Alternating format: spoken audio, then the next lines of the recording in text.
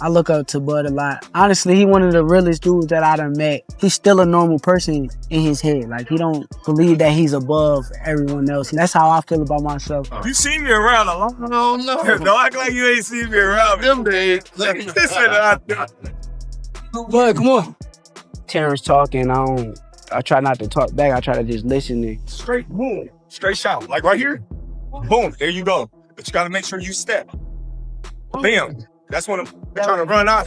When I'm trying to run, pop, there you go. Even if I don't feel the same way that he feeling at the moment, it don't matter. I still want to hear him out and try to understand what he's saying. If he's here, pop. What do you think he can do? Because you out the way of the right hand. He like a sponge.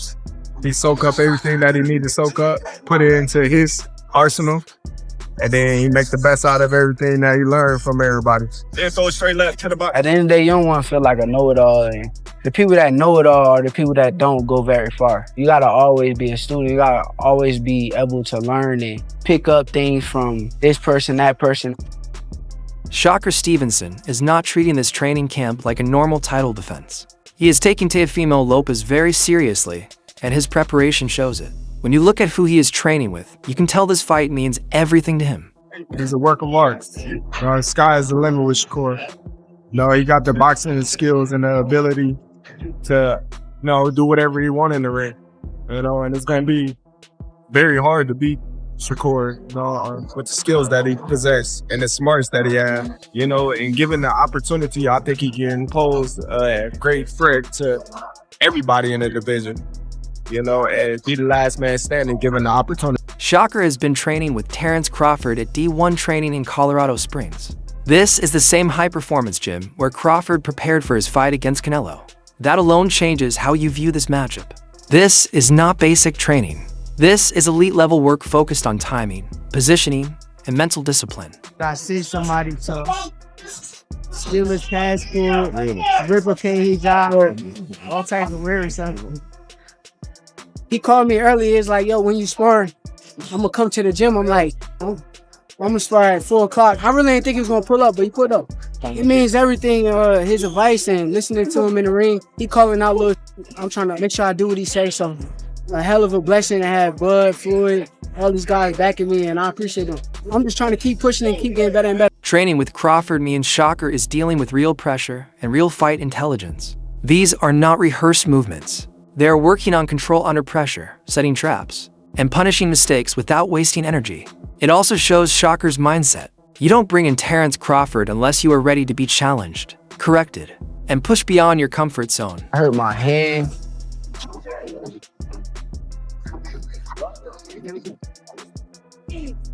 I was hurting it all throughout the camp. I was feeling good. I felt it just now. But I was trying to ignore the pain and keep it going, but it just got worse to the point where I couldn't really take it no more.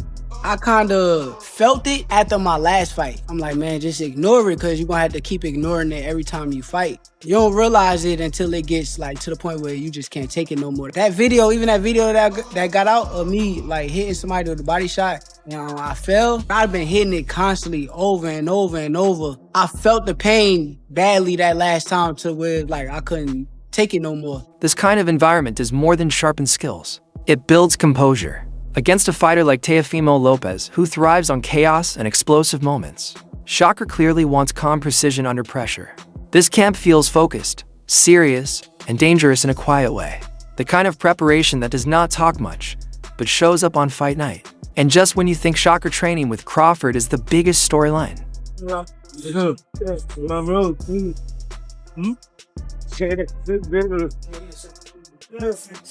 Right here. Get out. Get out.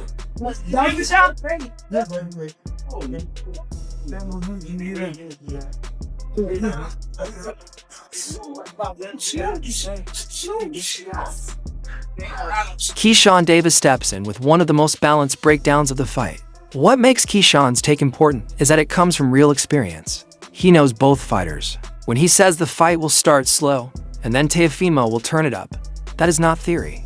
That is lived knowledge. He openly says Teofimo can fight, and denying that would be dishonest. At the same time, he still leans towards Shakur winning on points. But he makes it clear this will be close. Not a shutout. Not an easy night. A real fight where momentum shifts and both fighters are tested. The end of the era, it may have been Teo and Shakur, especially if you would never fight Shakur, right? How do you see this fight playing out? I see it playing out, let's say, I see it starting off slow. Okay. And then I see as Shakur wins the first round, as Shakur wins the second round, slowly, I think Teo is going to eventually start picking it up and start imposing his will. Right. And then, you know, it's just going to go from there. That's how I think it's going to go. That's a fair assessment. That's a fair one. Especially for that to be his brother. I think it's going to be close. I think it'll be closer than people think. Keyshawn also separates friendship from reality. He gives Shakur respect for helping him during difficult times, but once the bell rings, emotion disappears.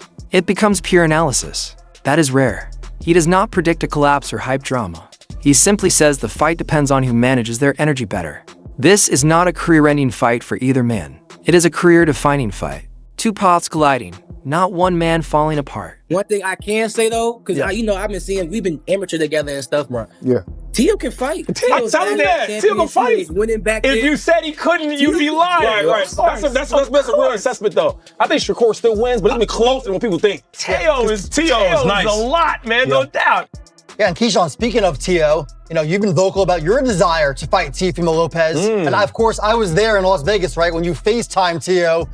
Now Teo's fighting Shakur Stevenson, but do we see Keyshawn and Teo at some point? How was Teo acting when I FaceTimed him? Since you brought it up, how was he acting? You tell me. You tell the people. Why do I gotta tell you? What you asked me again? Because I want to answer that. What'd you say? Yo, do we see you and Teo fight in the future? Oh, depending on what Shakur do with him. So you think it's gonna be bad? Let's say he loses a competitive fight. Yeah, I think that would be the most common answer is Shakur outpoints him in a very competitive fight. And beats him. What then? What then for you and Teo? For the businessman, huh? All right, cool. Since you worded it like that, I don't, because I won't go say that shit. I don't know, honestly. I don't know what the future holds. I just know what I want to do, and I want to go to 147 and become a champion. I just feel like, you know, I'm a surprise the boxing world. I'm small. I just moved to 140, and I'm gonna be fighting guys naturally bigger than me, and I'm gonna be stopping them. I mean, knocking them out. I remember. And that's gonna be very entertaining. Yeah. After that calm fighter perspective, Teddy Atlas adds another layer. When Teddy speaks, it is experience mixed with hard lessons. He shuts down the idea that either fighter is avoiding challenges. This fight alone destroys that narrative. Two elite fighters are choosing to face each other when many would look for easier options. Teddy is honest about the style of the fight. A little bit off of what you just said. I want to start by just giving them credit. You know, a lot of these guys avoid certain fights. They're not avoiding them right now. You got to give them credit. A lot of people took shots at Shakur, you know, and Teofimo at certain spots. He's avoiding this guy. He's avoiding that guy. You can't take those shots at these two guys. Definitely can't now. They are stepping up and they are taking fights that a lot of people will say style-wise, Teddy, style-wise, is this going to be a great fight? I don't know if it will. I mean, style-wise, I could see you having a little reservations. Two skillful fighters, two talented fighters, you know, two fighters that are at a high skill level that will compete in the sweet science. Miss the story. This is not a wild brawl. It is a chess match where every inch is earned and every mistake has consequences. Shakur treats defense like a locked door. Teofimo needs only one opening to create chaos. Bradley makes it simple. If you call this fight boring, you are telling on yourself. This is boxing for people who truly understand boxing.